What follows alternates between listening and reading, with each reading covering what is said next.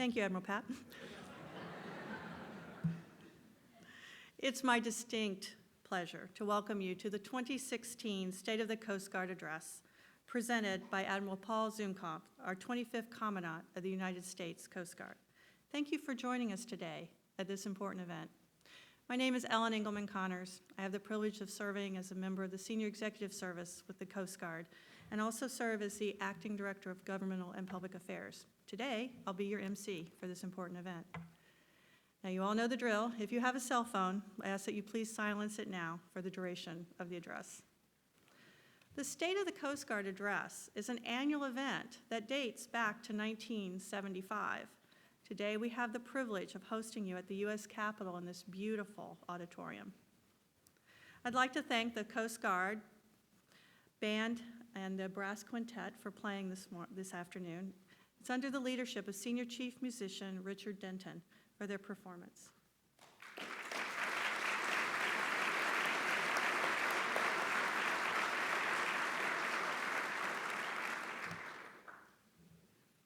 We also have several distinguished guests here today. Representative Garrett Graves, the Honorable Pierre Clive Agius from the Embassy of Malta, the Honorable Francisco Campbell from the Embassy of Nicaragua, Director Michael Botticelli from the Office of National Drug and Control Policy, the Honorable Victor Mendez, Department of Transportation, the Honorable John Barnum, Department of Transportation, Admiral Bob Papp, 24th Commandant of the U.S. Coast Guard, the Honorable Phyllis Schneck, Department of Homeland Security, Chief Master Sergeant John Troxell, Senior Enlisted Advisor to the Chairman, Director Brian Salerno, Bureau of Safety and Environment Enforcement, Deputy Commissioner Kevin McAleenan, U.S. Customs and Border Protection, Deputy Director Daniel Ragsdale, U.S. Immigration and Customs Enforcement, Mrs. Fran Danino Zukunft, Coast Guard Ombudsman at Large, Mrs. Janet Cantrell, Coast Guard Ombudsman at Large. A special thank you is extended to the Navy League of the United States for supporting this event. And finally, a very warm welcome is extended to congressional staffers, military attaché officers, senior government officials, local community partners, industry representatives, Coast Guard retirees, leadership, and the men and women of the U.S. Coast Guard present with us today.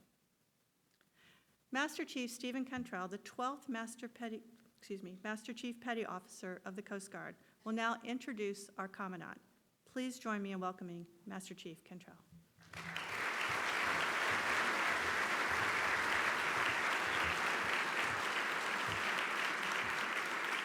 Good afternoon. Try this again. Good afternoon, everyone. Good afternoon. There we go. I'm the warm-up act. But thank you all for being here today. It really is an honor to be here with you today in this great location as we hear the 2016 State of the Coast Guard Address. You know, in my job as the Master Chief Petty Officer of the Coast Guard, one of my favorite things in the world to do is get to travel around. And I travel around the globe and I meet with the men and women of our great Coast Guard. And I do a couple things. I thank them for their service. But also, it's interesting to find out from them what it is that I can do to make their time in the service more fulfilling.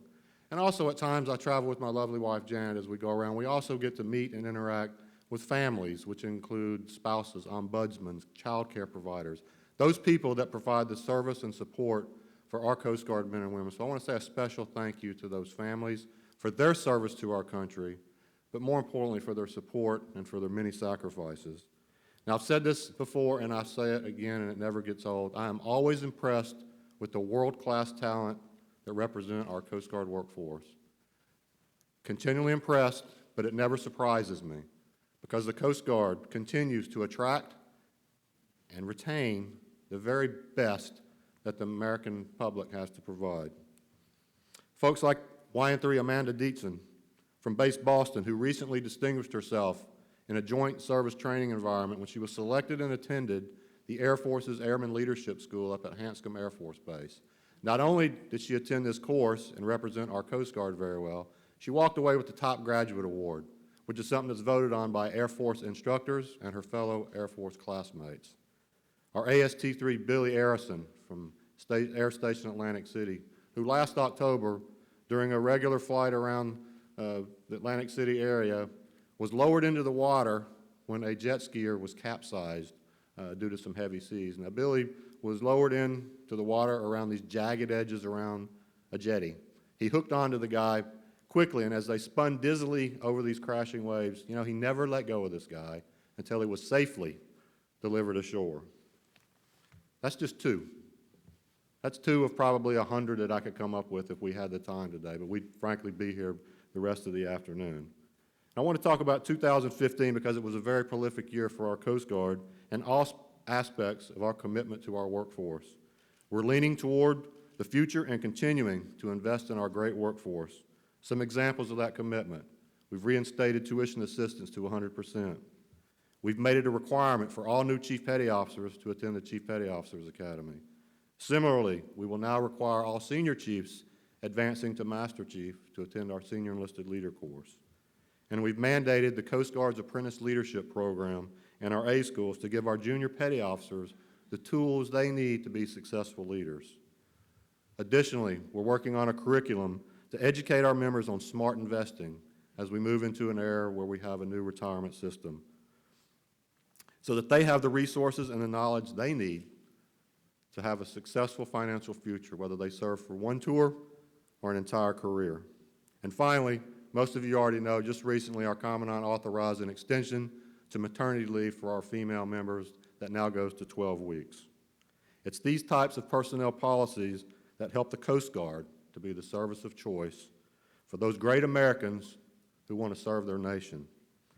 Along with our strong culture of honor, respect, and devotion to duty, we've assured to remain semper paratus for today's challenges and tomorrow's. Now, I wanted to close by recognizing a couple people in the crowd with us today. We've got so many people in this room that are powerful and influential of today's Coast Guard. But there's a lot of folks in this room, too, that are going to carry the Coast Guard into the future. So I want to introduce to you Seaman Apprentice Cameron Elliott and IT3 Anastasia Kemp. If you guys stand up for a second.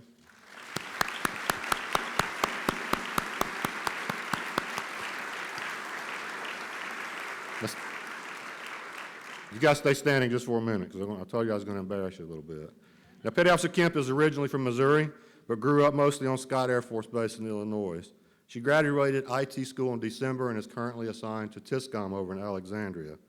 She's been in the Coast Guard for 2.5 years, but she's got a master's degree in criminal justice and criminology and plans on pursuing her second master's degree in forensic science or education. And if that's not enough, folks, she's a published author of young adult novels. Now, our newest Coast Guard member, the Seaman Apprentice Elliott. He's from Columbia, North Carolina. He got out of boot camp about 2 weeks ago.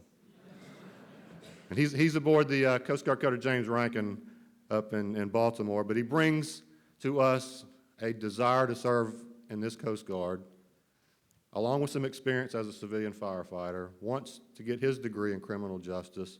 So this, ladies and gentlemen, to me, represents the future of our Coast Guard. And I think if you get a chance later after the event to talk with him, I think you'll find that our future is in very good hands. So if you could join me for one more round of applause for these great Americans.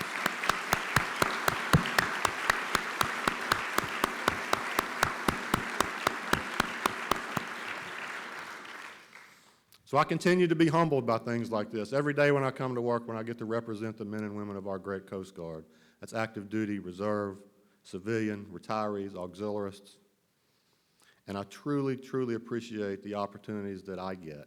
And I'm thankful to be here with you all today. Thank you for all that you do for our United States Coast Guard.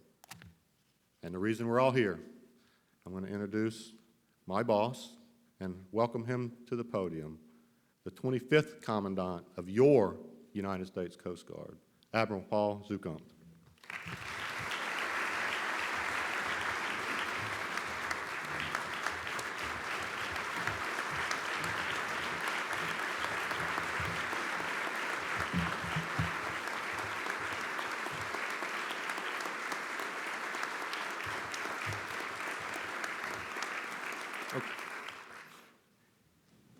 You should be applauding because I cut 1,000 words out of this year's State of the Coast Guard address. But I can't just say good afternoon. I should say it's a great afternoon because first we're blessed with Coast Guard weather, fall weather outside, which causes any member of the Coast Guard to be optimistic of fairer weather ahead. But also, we're blessed with the members in this audience today, members of Congress and their staff, members of the diplomatic corps, leaders in industry, leaders in the public sector, in our retired and active duty senior leaders.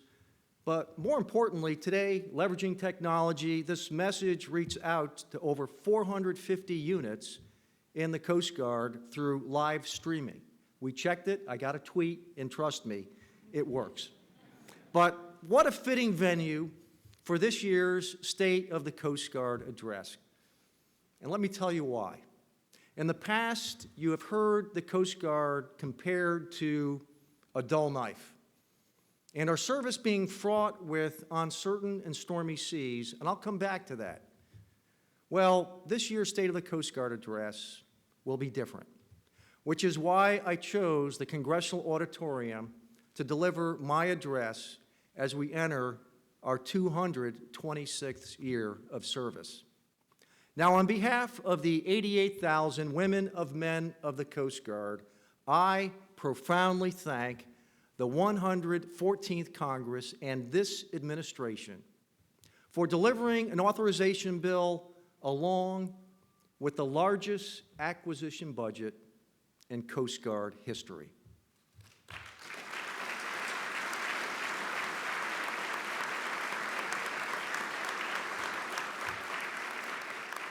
So what does this mean?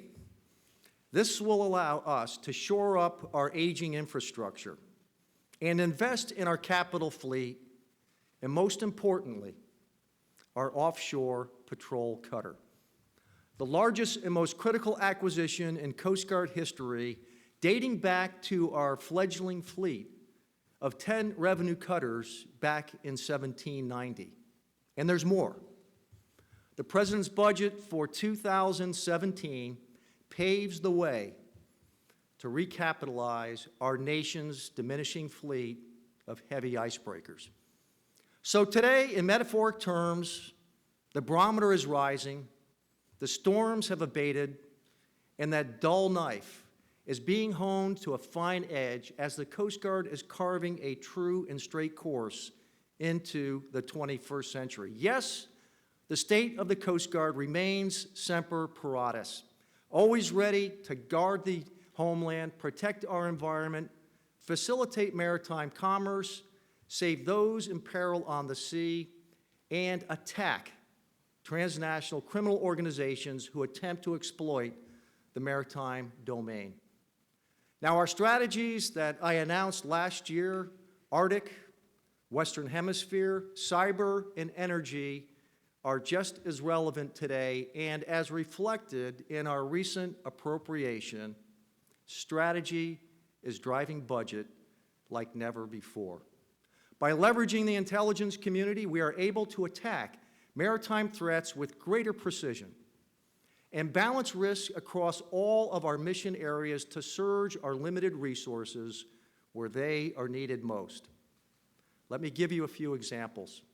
Our southwest border continually is besieged by unaccompanied minors fleeing the tri-border region of El Salvador, Guatemala, and Honduras. This phenomenon is directly related to the violent crime that plagues this region, and that violent crime is directly attributed to the maritime flow of cocaine that has landed in Central America, but ultimately destined for the United States for consumption here in the homeland. So by surging Coast Guard cutters and aircraft and leveraging the intelligence community, we seized or disrupted over 190 metric tons of cocaine and detained over 700 smugglers for prosecution in 2015. I was aboard Coast Guard cutter Stratton when they offloaded 32 metric tons of cocaine in San Diego. Not to be outdone, her sister ship Berthoff, who is deployed today as I speak, interdicted 22 metric tons of cocaine to include an 8 metric ton seizure from a self-propelled semi-submersible, the largest such seizure from such a vessel.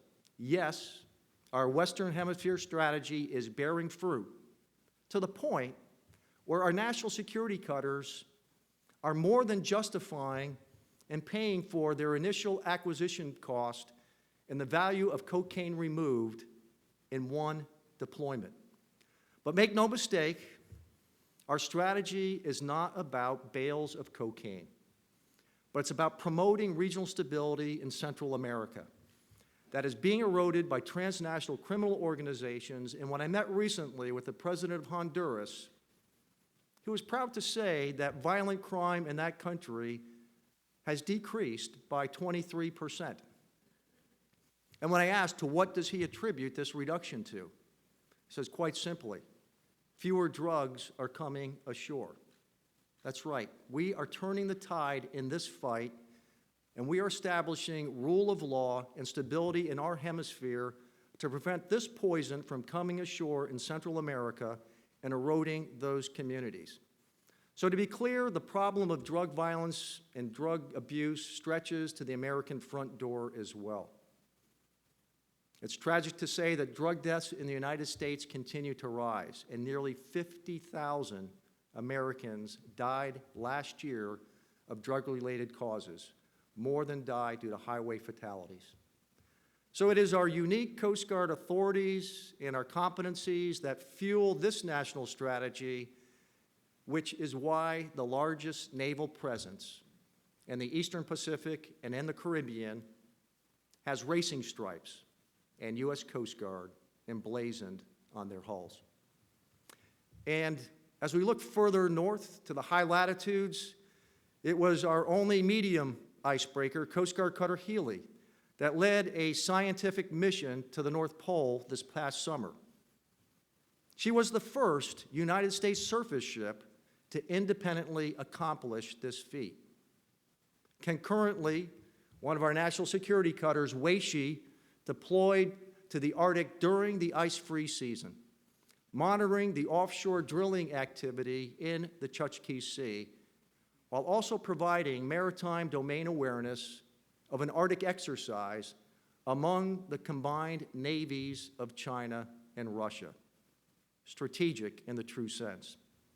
And I recently hosted the Arctic Coast Guard Forum in New London, and for the first time, we signed a formal general agreement that establishes this important body that includes every Arctic Council nation, including Russia.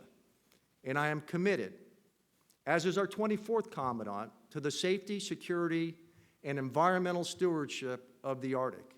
And I will continue to lead this effort at the international level. Collectively, we are ensuring that shared responsibilities for mass search and rescue, pollution response, and safe navigation remain paramount among the Arctic Council nations. Meanwhile, Polar Star is heading north, having completed her third consecutive Operation Deep Freeze in Antarctica.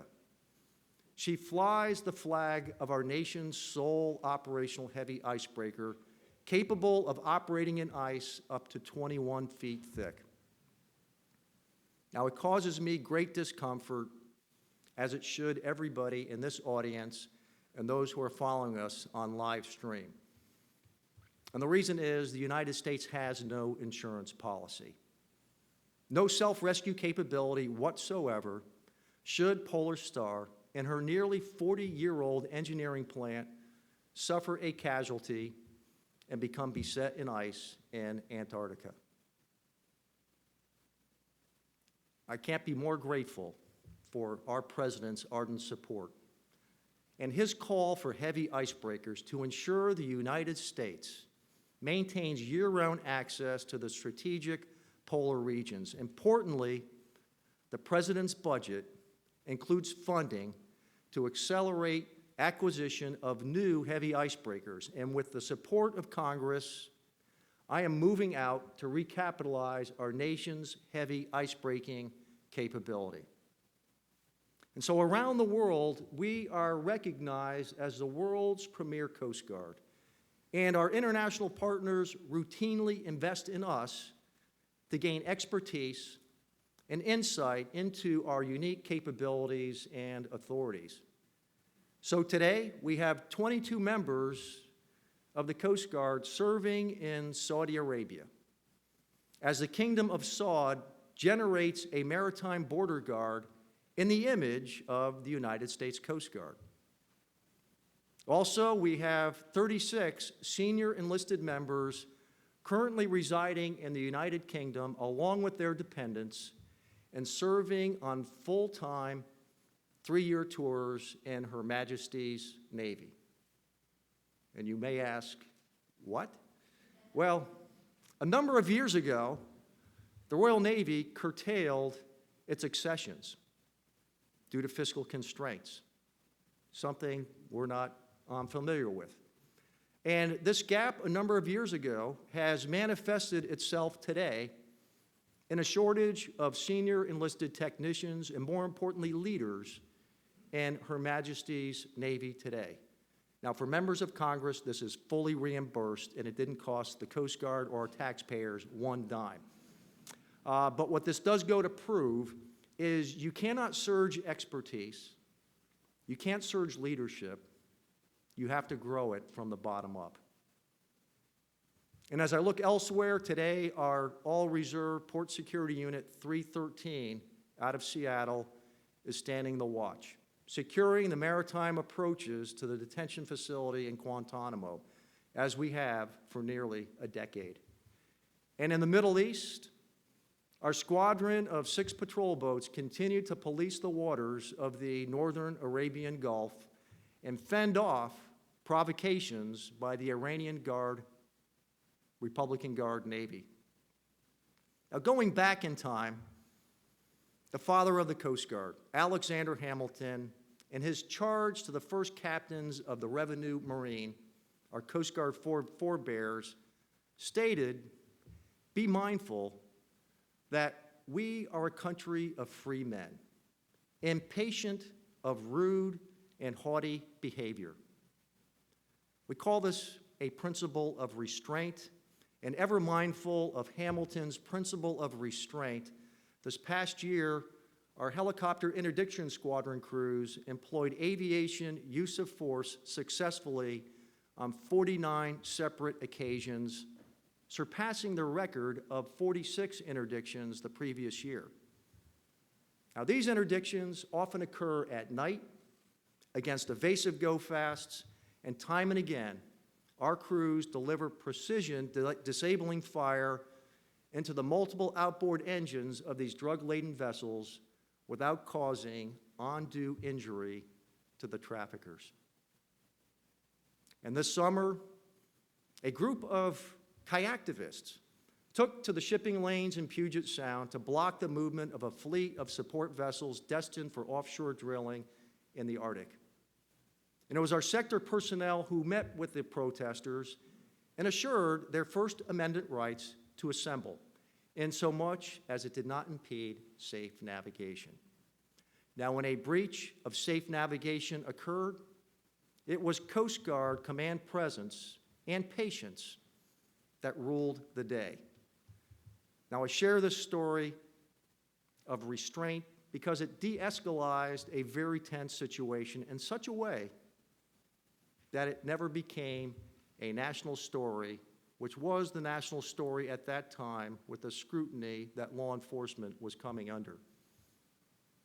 And as I look across this room, but more importantly, to our 450 units who are standing the watch, the reason why we serve in Washington, D.C. today, I could not be more proud of our United States Coast Guard.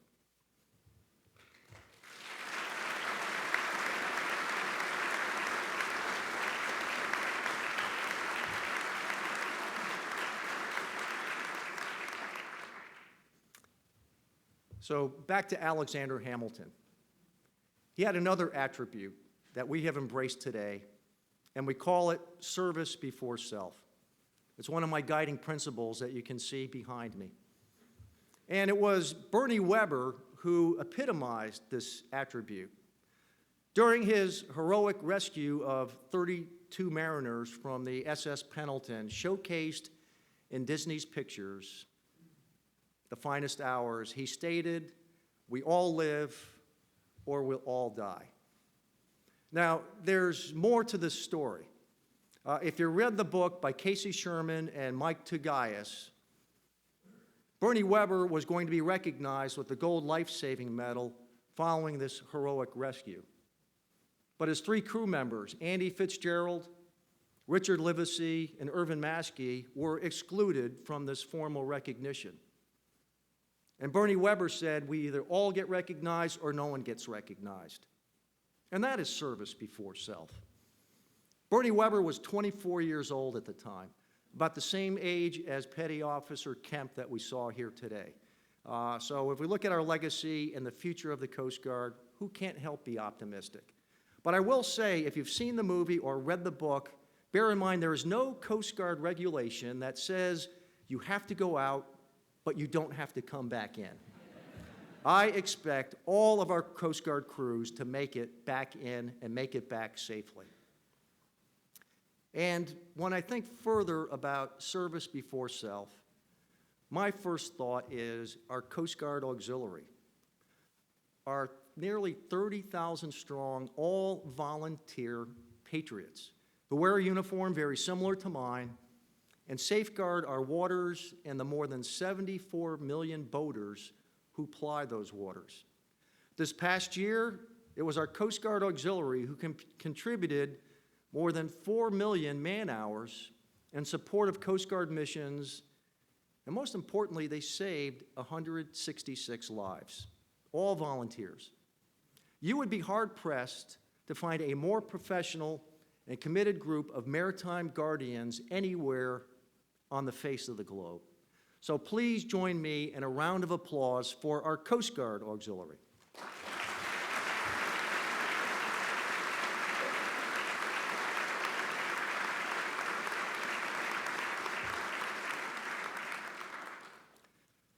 As you've heard since my last State of the Coast Guard address, your Coast Guard is about earning public trust. Now, we've done that with our 3rd consecutive clean financial audit opinion and the only military service to attain one, but we scored a hat trick. We're also about mission accomplishment, intelligence driving operations, and strategy driving budget, and now we have a budget that strikes the words doing more with less or doing everything with nothing from our lexicon. So you might say, after all of these accomplishments, what next? So let me tell you, it's in the middle of my Commandant's direction. And it comes down to 3 words: duty to people. Yes, I'm overjoyed with our recent budgets and the great strides we are making with the support of this Congress and administration to recapitalize the Coast Guard. Our air, afloat, and ashore capital plants are coming out of remission. They are being replaced with much more capable and complex platforms, while our world of work in prevention, response, support, intelligence, and cyber continue to expand. So for all the investments we are making in our capital plant, if they are not matched with a commensurate investment in our people, those aircraft, cutters, rescue boats, and skill sets required to operate them will indeed become hollow. In the past, the Coast Guard could be compared to that line out of the movie, Field of Dreams: if you build it, they will come. And as I look around this room today and out to our field units, what a dream team that we have assembled, with some of the absolute best talent in our nation taking the oath to serve in the United States Coast Guard. And it's no different in our civilian workforce, who arrive as subject matter experts. Today, the American workforce is changing. Each day, hundreds of military and civilian personnel leave federal service, and notably, the largest concentration in our service among our civil servants are 54 years of age and nearing retirement. On the recruiting front, fewer than 25% of people between the ages of 17 and 24 meet the minimal requirements for military service. So this takes me back to the lessons learned by the Royal Navy. You can't surge experience and leadership. You have to grow it from the bottom up. And let there be no doubt that this 25% that we are competing for is also being competed against the private sector, from airlines to cruise ships to the high-tech industry. And not just that 25%, but they're also looking at those in uniform serving today. And last month, I visited Silicon Valley. I paid a visit to the HR executives at Facebook, Tesla, LinkedIn, Google, and a number of others, and I left with a few critical takeaways. There were three. First, they are seeking competitive talent, just like we are, and they have fantastic brand recognition. Second, the private sector recognizes that retaining top talent goes far beyond benefits and compensation. Organizational trust is a new form of currency. And third, people care a lot about mission. I met with employees at the high-tech companies, and to a person they said, "We are here to change the world. That's our mission." So how are we managing talent in the 21st century workforce for the Coast Guard? Fortunately, the Coast Guard has a fantastic brand and a deeply imbued sense of mission that permeates everything that we do. We must never lose sight of that. Rather, we must ensure that everyone willing and qualified to join us is provided with the training, resources, and opportunities to maximize their ability to serve. And I call upon our leaders at all levels of our organization to energetically embrace and cultivate this environment. In 2018 and beyond, all military services will be shifting to a blended retirement plan. Military members will be entitled to contribute 5% of their pay with a matching government contribution, and then take that with them after just a few years of service. This provides a much greater level of flexibility than the military has offered dating back to World War II. It's a great incentive for our future workforce. However, I am equally mindful that it may open doors for members to depart well before the traditional 20-year mark. And not insignificantly, I have to figure out how I'm going to match that 5% out of our operating expense account. On another note, our commitment to diversity is a good news story. Our inclusiveness is reaping huge rewards, and today, at our Coast Guard Academy, it is more diverse than it has ever been in its 150-year history. The classes of 2018 and 2019 are comprised of nearly 40% women and 33% underrepresented minorities. And I am sure most Academy graduates who are out there today will feel much like I do, because this core of cadets are critical thinkers. They're gifted athletes and artists. They're military professionals. And I'm glad I applied when I did, because I would be on the outside of Chase Hall looking in at the Corps cadets assembled on the parade field. If you can't be more optimistic about the future leadership of the Coast Guard, spend a few hours at the Coast Guard Academy or our training center at Cape May, and you will walk away refreshed. But our work is far from done when it comes to diversity and inclusiveness. And when I look at a given year group, after 10 years of service, half of our women and half of our minority members have departed the Coast Guard. Now, we must tackle retention. So what's a commandant to do? Well, we have a strategy for the Arctic, Western Hemisphere, cyber, energy, and a 5-year strategic intent, all promulgated within the last 2 years. And now we finally have a strategy for our people.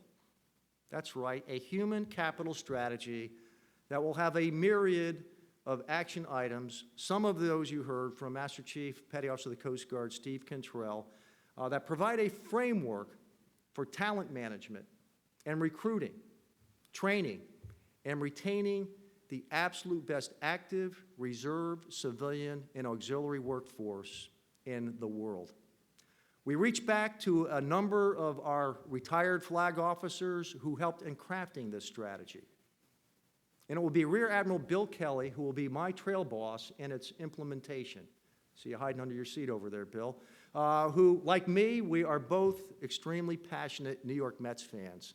But that passion absolutely pales in comparison to our passion for our people. All 88,000 active, reserve, civil servant, and auxiliary members of the Coast Guard. And if you look in the eyes of our people, you will find this passion of service before self and duty to people at each and every Coast Guard unit. Just over a week ago, I placed a phone call with Storekeeper Second Class Jennifer Smith. The rest of this story goes as such. She was vacationing in Belize this past year. She was assaulted, robbed at knife point, suffering near mortal stab wounds to her spinal column and the back of her head. She and her husband had just purchased a fixer-upper in Michigan, a home that Jennifer will never return to because of her injuries that have also caused some financial challenges to accompany her physical pain. And this is where duty to people kicks in. Our chief petty officers and members of her unit at Coast Guard Air Station Detroit contributed more than $10,000 in materials, but more importantly, over thousands of man-hours to turn this fixer-upper into a model home suited for better homes and gardens. That is duty to people. But there's another aspect of duty to people. And a fundamental aspect of duty to people is trust. The one breach of trust that bothers me most is sexual assault in our Coast Guard. We're moving in the right direction to educate the workforce and respond to each and every allegation of sexual assault. And we've seen a decreasing number of unrestricted reports that indicate perhaps fewer assaults, but I can't take this measure to cause me to lose laser focus on sexual assault in the Coast Guard, and we will remain laser focused. Let me be clear, no one joins the Coast Guard, male or female, with the expectation to be a victim of sexual assault, especially by a shipmate. That is a breach of trust that absolutely must be driven from the Coast Guard for eternity.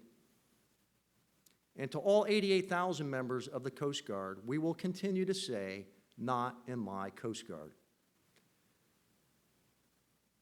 I also look to our civilian workforce, not in the context of sexual assault, but our civilian workforce is a very positively motivated, and it's a highly committed component of the Coast Guard.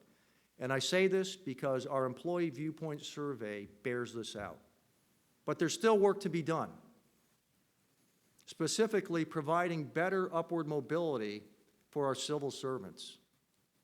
And I need to reduce the time required for a civil servant to join the Coast Guard. I cannot be the employer of choice when it takes 145 days for a new civil servant to join the Coast Guard team.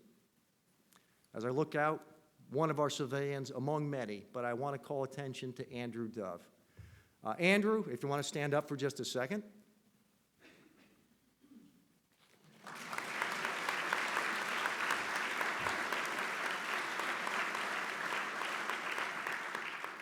Yeah, please. I didn't recognize Andrew without the hard hat, but Andrew is a civilian technician. He works at our Coast Guard yard in Curtis Bay. He is the equivalent of all NASA employees back in the 1960s who, when asked what they do, to a person would respond, "We are going to put the first man on the moon." Well, that's been accomplished. But in Andrew's case, he can be found working in and around our 50-year-old cutters in spaces that, quite frankly, require a human contortionist. He can proudly say that he is safely, and I emphasize safely, putting men and women to sea, attacking traffickers, saving lives, protecting the environment, and securing our homeland. Yes, he is a pivotal part of the mission support network that stands strong behind every Coast Guard operation. Andrew, and to all of our civil servants, thank you for all that you do for our Coast Guard. Thank you.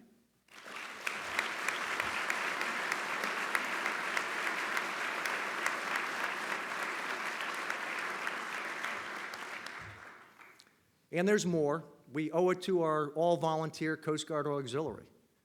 Case in point, we need to eliminate the backlog of background checks that has been constricting the ability of our auxiliary to recruit and retain new members.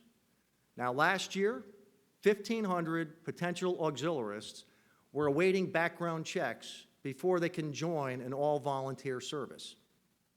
This year, it's over 2,500. I have directed the development of a plan that will provide short-term relief and a long-term solution to auxiliary background checks. I will fix it, period. And as I take inventory of our Coast Guard, including all 41,000 active duty, 7,000 reserve, 8,500 civilian servants, and nearly 30,000 auxiliary, we are very well equipped, but undermanned, to be semper paratus in a world that is anything but tranquil or secure from man-made and natural disasters.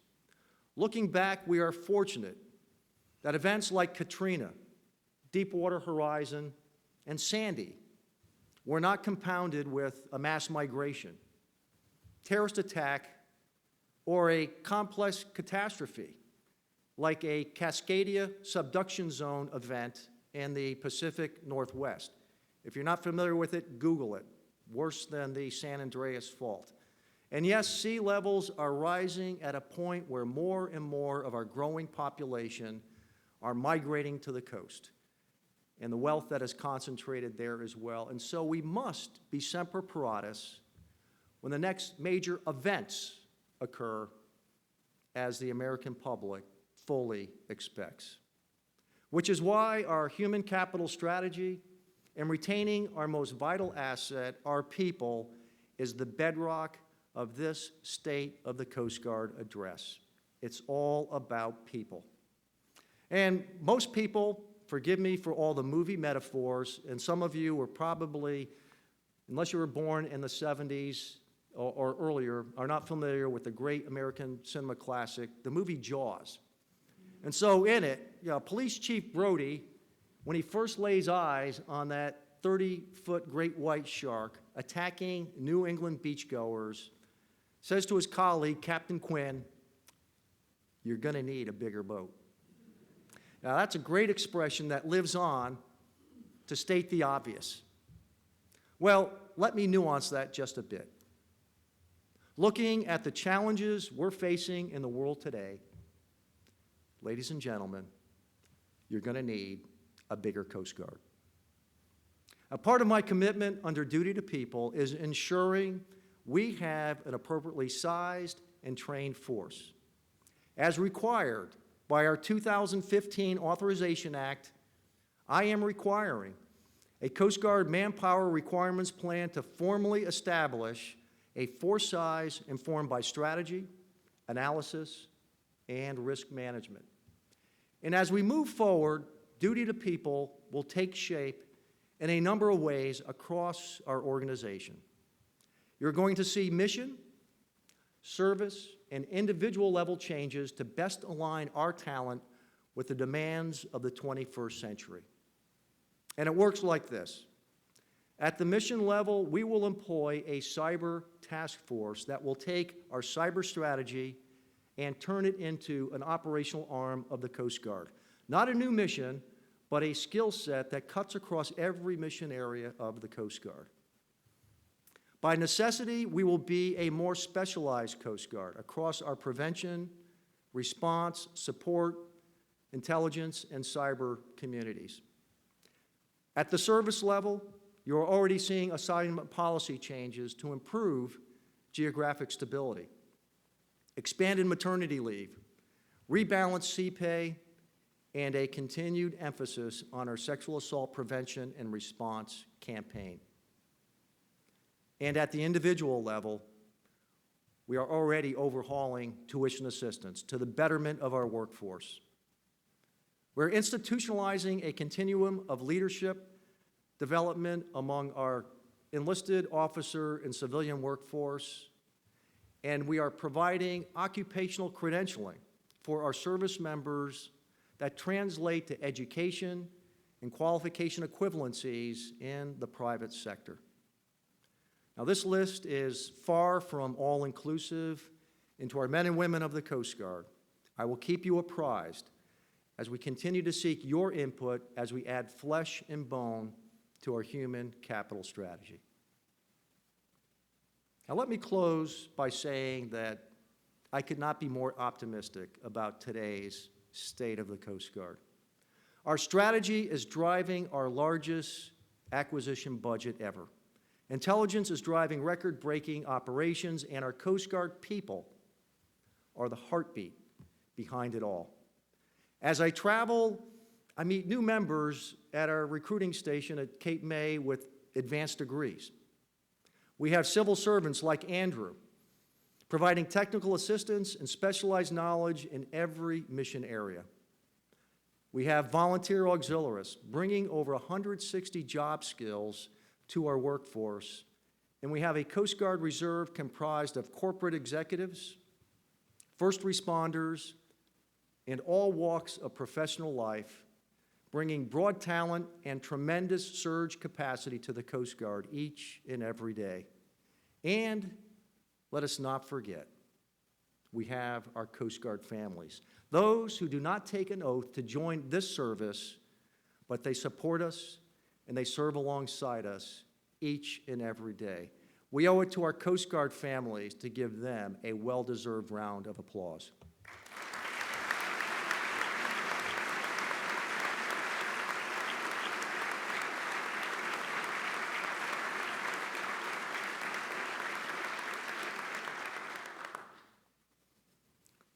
It's not part of our oath, but it should be in our Coast Guard that you should also be an optimist.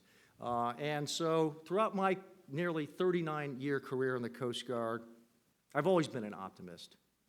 I've always placed my trust in our senior leadership to plot the right course for the Coast Guard. And those leaders got it right when you look how the Coast Guard has evolved over time. Now, when we use the term dull knife with our 21st Commandant, uncertain and stormy seas with our 24th Commandant, those were aptly chosen words that described the challenges that we faced in that period of time. But it was their steadfast hand that enabled the Coast Guard to evolve where it is today. And trust me, more challenges will lurk upon the horizon.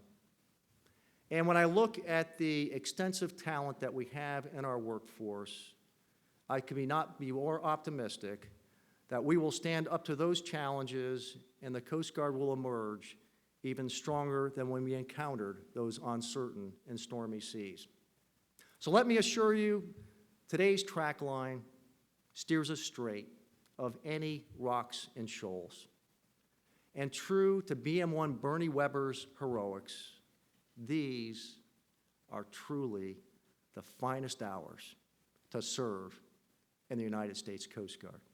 God bless you all, and Semper Paratus. Thank you for being here today.